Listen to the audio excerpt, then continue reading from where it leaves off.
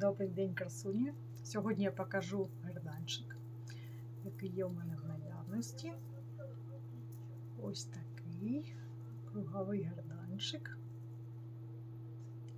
соняшник та джмелики. Ось як він виглядає. Ось такий яскравий. Буде дуже гарний на светрику виглядати.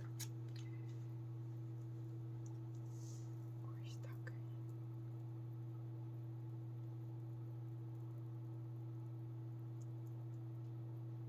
Дивіться, який яскравий.